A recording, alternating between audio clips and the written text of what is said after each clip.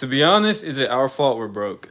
So back then I used to think, man, like it's everyone else's fault that I'm broke, right? I heard this really interesting quote where it said if you equally distributed the wealth around the world, it would end up in the same hands. And I don't think it's completely true, but there is some truth into it. I take that for account now. I'm not just comparing myself to others, comparing myself to what I did before. So obviously right now I'm still not perfect. But we can notice an obvious difference when it comes to where we're putting our money. If you add up all those little Starbucks and Chick-fil-A costs and all of that, mom was right, bro. There's food at home.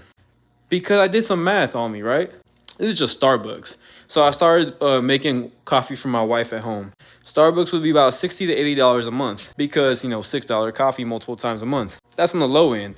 That reaches up to upwards of literally $120 on the low end every year. That's on the low end, right? Now combine that with all the other bullshit that we spend. Imagine putting that money in investment accounts or putting it toward a business idea. Literally, I do think that our consumer culture is the reason why so many of us are still so broke. Because very few of us genuinely use every single dollar to its maximum efficiency.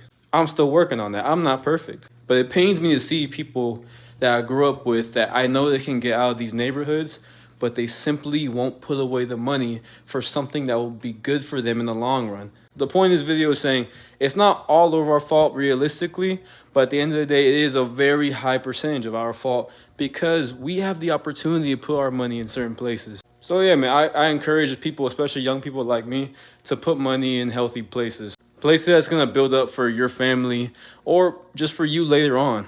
But yeah, take care, guys. Try to avoid consumer culture, but I'm going to be honest, sometimes Chick-fil-A on a Saturday hits different. There's a balance, like with everything. But if you don't got it, don't buy it.